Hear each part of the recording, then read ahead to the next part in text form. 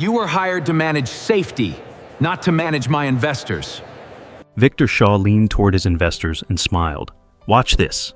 Then he ordered every gate open at once. Darren Ellis had warned him 6 minutes earlier. 18 years managing crowd safety. With 1,800 people outside and no staff at corridors B and C, Darren walked straight to Victor. We have a bottleneck at the B and C junction.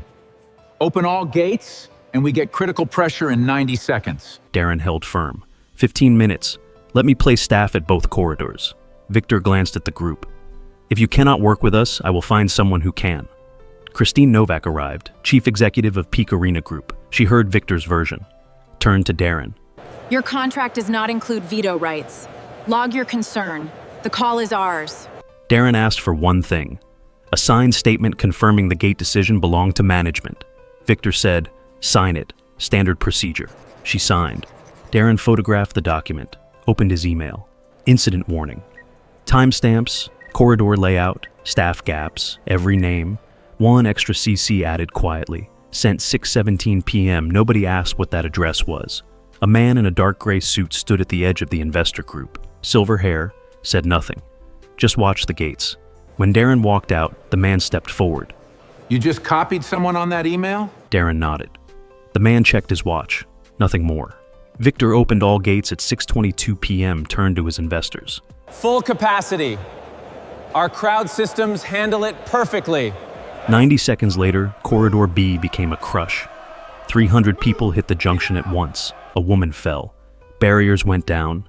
19 injured, 4 hospitalized, including a 9-year-old girl. 2 fire units responded. The event stopped. Victor stood in the lobby. The investors did not speak. The man in the dark gray suit stepped forward and raised his credentials. Raymond Holt, Senior Federal Event Safety Inspector, United States Department of Labor. On site for an anonymous compliance review triggered 2 months prior. He opened his phone. Darren's email on screen. Warning logged, 6:17 p.m. Incident at 6:23 p.m. override documented. Signatures on record. He looked at Victor.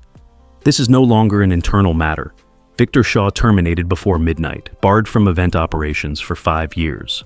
Christine Novak resigned, facing civil suits. Peak Arena Group lost its public event license. All 3 sports organizations pulled out. $90 million gone. Darren received a federal appointment 4 weeks later.